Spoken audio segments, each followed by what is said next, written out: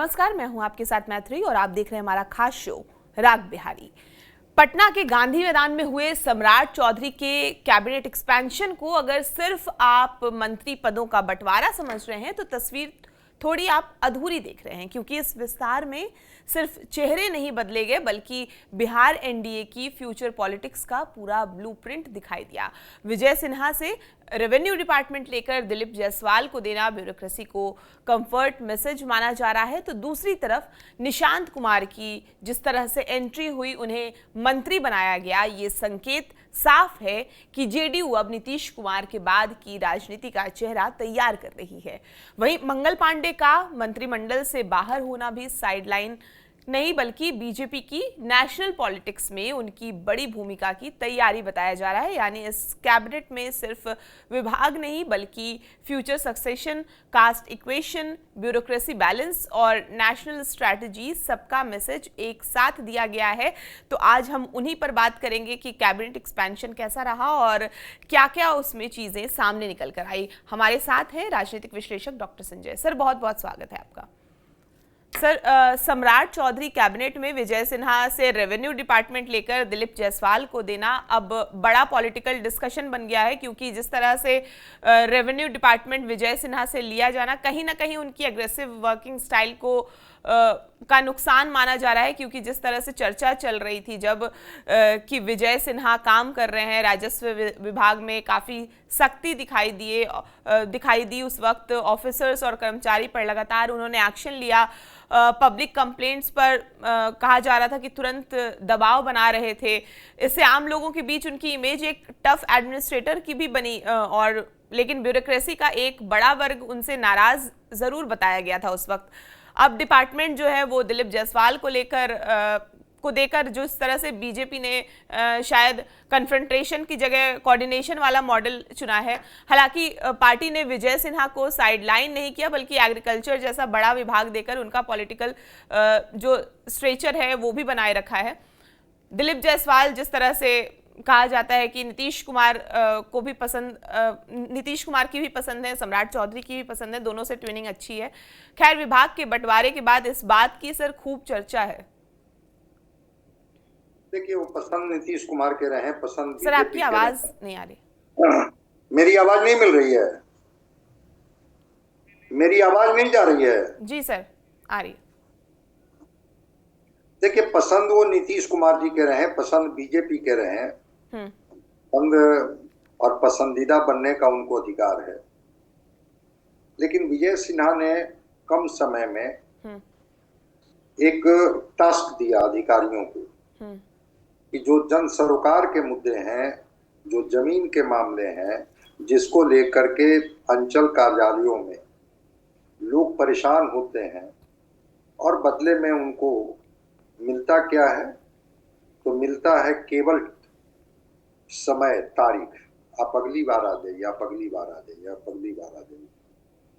तो ये तो सत्य है ही ना कि भ्रष्टाचार का सबसे बड़ा जो एक ये पीला खड़ा हुआ है वो राजस्व विभाग में, और उस राजस्व और भूमि सुधार विभाग में अगर विजय सिन्हा ने पारदर्शिता लाने की कोशिश की, अगर उन्होंने जनता का दरबार लगा करके उनकी समस्याओं को सुनने और त्वरित निर्णय लेने का निर्णय लिया, तो मैं इसको कोई टफ एडमिनिस्ट्रेटिव नहीं मानूंगा।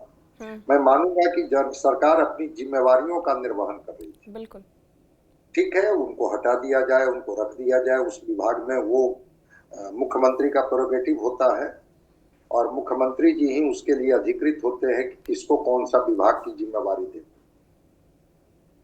लेकिन विजय सिन्हा और सीके अनिल जो उस विभाग के प्रिंसिपल सेक्रेटरी थे, दोनों ने मिलकर के सीओ साहब को, बीडीओ साहब को, सबको साफ साफ कहा कि हम जनता की परेशानियों को किसी भी कीमत पर बर्दाश्त नहीं करेंगे।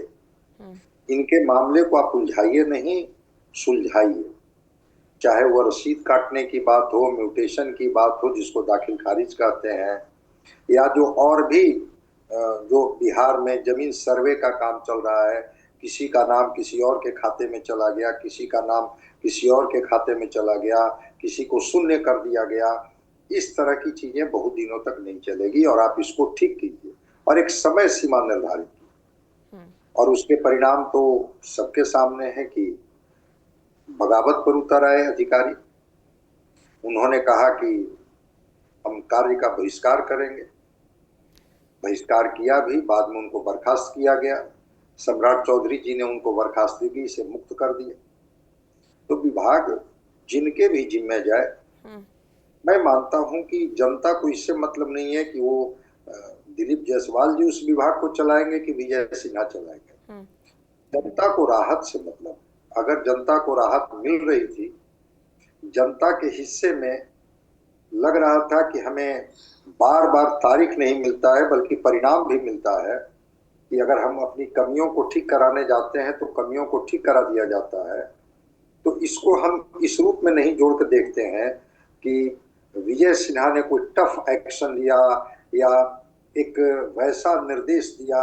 उन्होंने तो जनता के हितों की बात की और हर मंच से की, और वो जनता दरबार में की। जनता दरबार जिस जिले में भी जाते थे, वो जनता दरबार में सारे पदाधिकारियों को बुलाते थे और कहते थे कि भाई आप देख लीजिए, ये परेशान ना हो। कोई व्यक्ति आ रहा है, कह रहा है कि 35 वर्ष से वो जमीन पर मेरा कब्जा था, किसी और के नाम से रसीद काट दिया गया, ऐसा गहरा धक्का लगा कि मेरे पिताजी की मृत्यु हो गई। तो उन्होंने थोड़ी संवेदना भी व्यक्त की, कही कि देखिए अब इस तरह से अगर आप लोग करेंगे तो क्या होगा। और सीओ बीडीओ की बात तो छोड़ दीजिए, जो कर्मचारी होते हैं ना, वो भी अपने 3-4 असिस्टेंट रखते हैं ब्लॉक, और वो असिस्टेंट भी जो है फोन पिकअप नहीं करते हैं। लोग जाए तो जाए कहाँ, किसके पास अपनी समस्या लेकर के। आम इंसान, आम आदमी कहाँ जाएगा। विजय सिन्हा इसको पारदर्शी बनाने की कोशिश कर रहे थे और त्वरित निर्णय लेने की बात कर रहे थे कि भाई आप उलझा के क्यों रखे हुए हैं, इनका निपटारा तुरंत कर दीजिए। तो बड़ा विवाद, जो भूमि विवाद है बिहार का, उसकी जड़ें वहीं से शुरू होती है। जमीन किसी और का, रसीद कोई और कटवा लेता है, दाखिल खारिज किसी और के नाम से हो जाता है, और ये सब मिली भगत जो होती है उसमें अंचल कार्यालय की भी भूमिका होती है। विजय सिन्हा ने इसको ट्रांसपेरेंट करने की कोशिश की। अभी सम्राट चौधरी जी जब बने हैं मुख्यमंत्री, तो उन्होंने कहा ना कि जो अंचल कार्यालय होगा, थाने जो होंगे, ब्लॉक जो होगा, वो सीधे सीएमओ से जुड़ेगा। आखिर सीएमओ से जोड़ने के पीछे का मकसद क्या है उनका? पारदर्शिता। तो विजय सिन्हा काम ठीक कर रहे थे, जनता खुश थी, अधिकारी नाराज थे उनसे। अब अधिकारियों की नाराजगी की सजा उनको मिली कि ये विभाग, कहा गया कि नहीं नहीं नहीं, ये विभाग आपको देंगे तो आप थोड़ा ज्यादा स्मार्ट तरीके से फिर काम करने लगिएगा, चलिए इस विभाग को बदल देते हैं। और चूंकि दिलीप जायसवाल साइलेंटली काम करते हैं, एक जो आप कह रही हैं कि कोऑर्डिनेशन बना के काम करते हैं, और उसमें बहुत इस तरह की स्थिति भी पैदा नहीं होती है, तो दिलीप जायसवाल जी को ही क्यों न विभाग दिया जाए। ये सरकार का पार्ट है। देखते हैं, दिलीप जायसवाल जी को भी आज मैं सुन रहा था, वो कह रहे थे कि हाँ मैं पहले भी इस भू राजस्व विभाग की जिम्मेवारी संभाला था और मैंने काम किया था, आगे भी हम किसी को नाराज नहीं होने देंगे और किसी के साथ नाइंसाफी नहीं होने देंगे। तो विभाग बदलते रहते हैं। विजय सिन्हा थे तो वो काम कर रहे थे, फिर दिलीप जायसवाल जी को ये विभाग मिला है। देखते हैं दिलीप जायसवाल जी कैसे परफॉर्म करते हैं, कैसे काम करते हैं। सर, पहले डिप्टी सीएम बनने से इनकार करने वाले निशांत कुमार आखिरकार मंत्री बनने के लिए कैसे माने, ये भी एक चर्चा हो रही है। सद्भाव यात्रा की भी चर्चा हो रही है कि उन्हें जबरदस्त पब्लिक रिस्पांस उस वक्त मिला, पार्टी कार्यकर्ताओं ने उन्हें सरकार में आने का दबाव बनाया, और बीजेपी और जेडीयू की जो टॉप लीडरशिप है, खास करके अमित शाह और ललन सिंह की भूमिका भी अहम मानी जा रही है। इसके पीछे जो जेडीयू की पॉलिटिकल लेगेसी बचाना, लवकुश समीकरण मजबूत करना, नीतीश कुमार के बाद पार्टी को नया चेहरा देना सबसे बड़ा कारण माना जा रहा है। इस तरह की चर्चाएं चल रही है। आखिरकार निशांत कुमार के लिए आपको क्या लग रहा है, कौन सा फैक्टर सबसे मजबूत रहा कि निशांत कुमार मंत्री बनने के लिए माने? ललन सिंह और संजय झा के बारे में तो मेरी जानकारी है कि ललन सिंह और संजय झा ने निशांत को समझाने में, मनाने में कामयाब रहे कि जब तक आप सरकार के हिस्सा नहीं बनेंगे तब तक जनता के बीच में भी जाएंगे तो बहुत अच्छा रिस्पॉन्स नहीं मिलेगा। पहली सभा में भीड़ थी, दूसरी सभा में इनकी उतनी भीड़ नहीं थी जिसके बारे में आप इशारा कर रहे हैं। लेकिन जब आप सरकार के हिस्सा हो जाएंगे तो आप जहां भी जाएंगे तो आपके साथ एक तो कि उस विभाग के लोग रहेंगे, उस जिले में भी विभाग के लोग रहेंगे। तो ताकत तो सरकार से ही आती है, और सरकार में अगर आप रहेंगे तो संगठन को भी आप बेहतर परफॉर्म कर पाएंगे, बेहतर से संचालित कर पाएंगे। जो जन सरोकार के सवाल है, जनता जब समस्या लेके आएगी तो आप एक संगठन के दायित्व के निर्वहन के लिए किसी अधिकारी से जाके मिलना और कहना, और एक सरकार के हिस्सा बन करके उन अधिकारियों को कहना तो भाई आप इस काम को देख लीजिए, ये हमारे पास आए हुए हैं, विभाग चाहे जो हो, जिम्मेवारी चाहे जहां की हो, लेकिन आप तो कर ही सकते हैं ना, मंत्री बनने के बाद आप सरकार के अंग हो जाएंगे। तो आप कुछ भी कहेंगे तो एक मंत्री की हैसियत से कहेंगे, और उसका एक दबाव प्रभाव अलग तरीके से पड़ेगा। एक बात तो ये समझाई गई। दूसरी बात जो आप कह रही हैं कि बिल्कुल जेडीयू में भी कई पावर सेंटर बनने लगे थे, तो जब निशांत संगठन में आए तो थोड़ा पावर सेंटर डाइल्यूट हुआ कि चलिए निशांत आ गए तो अब यहाँ लड़ने झगड़ने वाली बात छोड़िए, कल हो सकता है कि निशांत को बड़ी जिम्मेवारी दे दी जाए और फिर संगठन में हम लोगों को उनके नेतृत्व में काम करना है। क्योंकि नीतीश कुमार को ही तो अधिकृत सब चीज के लिए कर दिया जाता है। कल नीतीश कुमार को अधिकृत कर दिया जाएगा कि आप तय कर लीजिए कि निशांत को ही संगठन में बड़ी जिम्मेदारी दी जाएगी। सरकार में भी जब विजेंद्र यादव को और विजय चौधरी जी को बनाया गया मंत्री, तो श्रवण कुमार जो भी मंत्री बने हैं वो नाराज होकर के चले गए थे नालंदा, तो फिर लाया गया, उनको विधायक दल का नेता बनाया गया, फिर उनको सरकार में मंत्री बनाया गया। तो हुआ कि भाई अब कई मंत्री कतार में खड़े हो जाएंगे आपकी जाति के, और फिर आप इस कतार में इतने पीछे हो जाएंगे कि जब कोई और बड़ा दायित्व देने की बात होगी तो आपको तो कहा जाएगा कि वो तो संगठन में है, सरकार में तो कभी रहे नहीं, कोई अनुभव नहीं रहा, और फिर अलग अलग दावेदारी भी होगी। तो क्यों ना आकर के इन दावेदारियों पर आप विराम लगा देते हैं कि भाई मैं ही मंत्री बन जाता हूं, छोड़िए बाकी लोगों की दावेदारी। निशांत को इन सारी चीजों को समझा के बता के और राजी कर लिया गया, और तब जाकर के उन्होंने महसूस भी किया कि बिल्कुल सरकार में रह करके हम जितना जनता के हितों का ध्यान रख सकते हैं पार्टी में, और पार्टी के बाद अगर अगला कोई उत्तराधिकार की बात होगी तो हम मंत्री पद पर बने रहेंगे, तो हो सकता है कि मुझे अगली बड़ी कोई जिम्मेवारी के लिए भी तैयार किया जाए। और नीतीश कुमार जी भी इसके लिए तैयार हो गए। मंच पर तो बता ही रहे थे, अमित शाह जी से मिलवा रहे थे निशांत को, निशांत पैर छूकर उनका प्रणाम कर रहे थे। तो ये सारी चीजें तो थी कि नीतीश कुमार भी अब इस बात के लिए तैयार हो गए थे कि अब हम सत्ता में बिहार में सीधे सीधे कहीं मेरा कोई हस्तक्षेप नहीं होगा, और निशांत भी किनारे हो जाएंगे, तो फिर एक दबाव हमारे ऊपर भी बनेगा, और फिर अलग अलग पावर सेंटर बनने लगे। तो पावर सेंटर तभी किनारे हो सकता है जब निशांत को हम मुख्य धारा में ले आते हैं, संगठन में भी और सरकार में भी, और तब वो सरकार में शामिल हुए, बजाते उनको हेल्थ डिपार्टमेंट दिया गया, मंत्री बनाया गया। कल कोई आगे की भी बात होगी तो हो सकता है कि निशांत के लिए वो रास्ता खोल दिया जाए। इसलिए जेडीयू में निशांत के भविष्य को सुरक्षित रखने के लिए उनको मंत्री पद की जिम्मेवारी दी गई, और उन्होंने मंत्री बनना स्वीकार किया।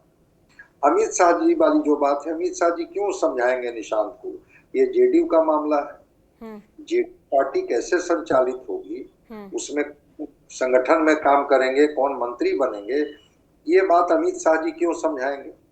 और क्या इस मामले में नीतीश कुमार जी के मैच्योरिटी पर कोई सवाल तो नहीं? नीतीश कुमार जी, ललन सिंह, संजय झा ने ही मन बनाया कि नहीं, निशांत को सरकार में शामिल होना इसलिए जरूरी है कि आगे के लिए अगर कोई रणनीति बनेगी तो उस रणनीति का नायक कौन होगा, वो नायक निशांत जी को बनाया जाएगा। न किसी की रूठने की जरूरत पड़ेगी, न किसी को मनाने की जरूरत पड़ेगी। इसलिए वो रणनीति के तहत निशांत को शामिल कराया गया है सरकार में, और अब तो वो सरकार में माननीय मंत्री हैं। मैं मानता हूं कि आवश्यकता महसूस की गई, और आवश्यकता के अनुसार निशान को समझा दिया गया। आप आइए सरकार में और जनता के बीच में काम कीजिएगा, तो ज्यादा धीरे धीरे आपके प्रति जो एक्सेप्टेंस की बात है, वो एक्सेप्टेंस की बात जनता में होगी और आपकी पार्टी में भी जो कई सेंटर बनेंगे उस पर विराम लगेगा।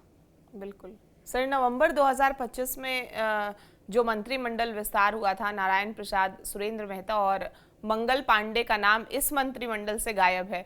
तो सबसे ज्यादा अभी चर्चा तो मंगल पांडे को लेकर ही हो रही है, जो बिहार बीजेपी के बड़े चेहरे माने जाते रहे हैं, और सम्राट कैबिनेट से मंगल पांडे की छुट्टी को बीजेपी में साइडलाइनिंग नहीं बल्कि बिगर रोल प्रिपरेशन के तौर पर देखा जा रहा है। और 2017 के बाद पहली बार एनडीए शपथ समारोह में वो ओथ लेने वालों में से नहीं थे, जिसके बाद जो है वो चर्चा तेज हुई। बंगाल चुनाव में जिस तरह से उन्होंने अहम भूमिका निभाई, अब नेशनल पॉलिटिक्स में शिफ्ट करने की तैयारी कहा जा रहा है कि हो रही है। और चर्चा ये भी है कि नितिन नवीन की जो नई नेशनल टीम है, उन्हें बीजेपी का राष्ट्रीय महासचिव बनाया जा सकता है।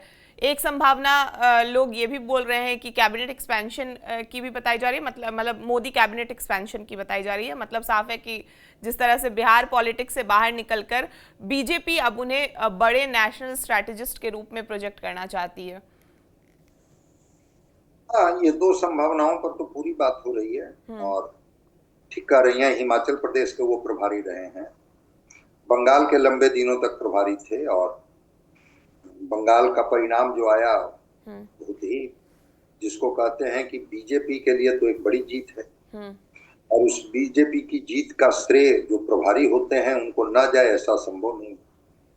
लेकिन मंगल पांडे को जब मंत्रिमंडल में जगह नहीं दी गई तो एक सबको एक लगा सरप्राइजिंग कि ऐसा क्यों हो गया। हालांकि बीजेपी ऐसा चौंकाने वाले निर्णय लेती है। तो बिल्कुल आप ठीक कर रही हैं कि दो संभावनाओं पर बात चल रही है। एक बात तो चल रही है कि क्या मंगल पांडे को राष्ट्रीय महामंत्री की जिम्मेवारी दी जाएगी। अगर बिहार से नितिन नवीन राष्ट्रीय अध्यक्ष बनाए गए हैं तो संगठन में राष्ट्रीय महामंत्री का कद और पद बड़ा होता है, और फिर वो राष्ट्रीय फलक पर, अभी उत्तर प्रदेश का चुनाव है तो वहां पर भी हो सकता है कि उनको प्रभारी बनाया जाए, जिम्मेवारी दी जाए। इस वजह से बिहार में उनको मंत्री पद से अभी किनारे किया गया। नितिन नवीन में हुआ था ना प्रयोग कि वो मंत्री बन गए थे, चुनाव लड़ लिए थे, और फिर उनको राष्ट्रीय अध्यक्ष बना दिया गया। तो मंत्री पद से इस्तीफा कराना पड़ा, फिर राज्यसभा का उनको नॉमिनेशन कराया गया, वो जीते, फिर वो राष्ट्रीय अध्यक्ष के रूप में। तो लगा कि मंगल पांडे पर क्यों न सीधे सीधे, एमएलसी ही है उनका, ये भी खत्म हो गया, तो कहीं को राज्यसभा से किसी राज्य से भी उनको भेजा जा सकता है राज्यसभा में, और राष्ट्रीय फलक पर जिम्मेवारी दी जा सकती है। एक दूसरी बात, अश्विनी चौबे एक ब्राह्मण नेता थे जो केंद्र में मंत्री भी थे और बिहार से एक ब्राह्मण चेहरा भी बड़े। ठीक है, सतीश दुबे वगैरह हैं, सतीश चंद्र दुबे, लेकिन अश्विनी चौबे का जो कद था वो कद उनका नहीं। हो सकता है कि उस ब्राह्मण चेहरे के तौर पर भी, जो आप इशारा कर रही हैं कि कहीं केंद्र के मंत्रिमंडल में, तो इनको केंद्रीय मंत्रिमंडल में तो जगह नहीं दे करके इनके कद को बड़ा किया जाएगा। संभावना हो सकती है कि इनके कद को बड़ा किया जा सकता है।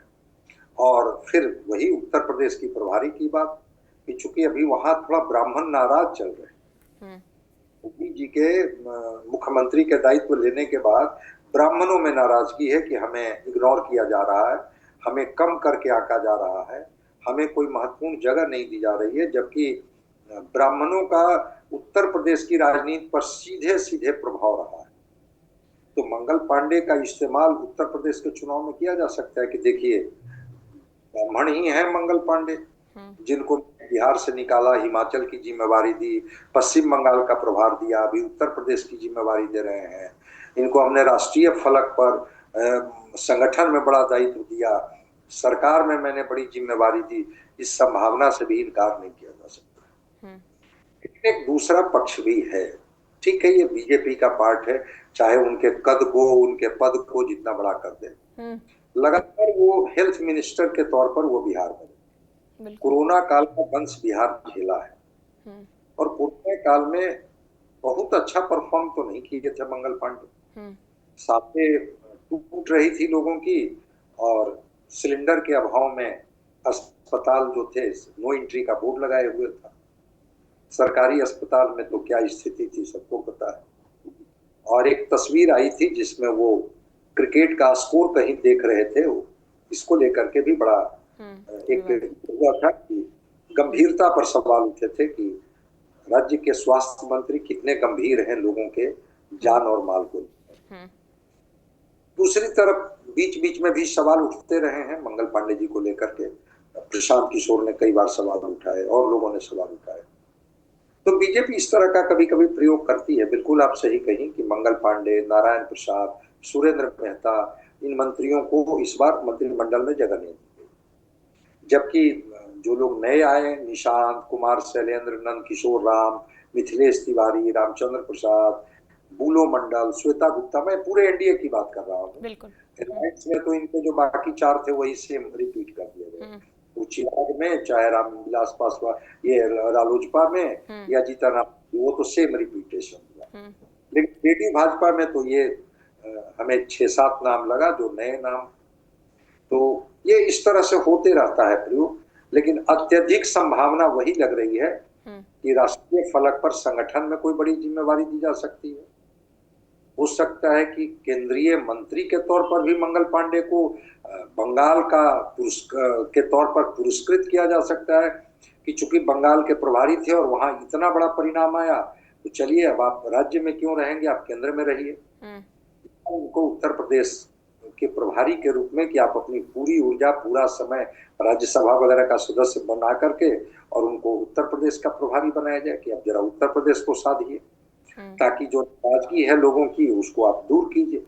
तो संभावनाओं से इनकार नहीं किया जा सकता है। इसलिए मंगल पांडे के बारे में खबरें तो यही है कि राष्ट्रीय फलक पर, हालांकि मंच पर थे उस दिन, मैंने देखा, उनकी तस्वीरें दिखाई पड़ी।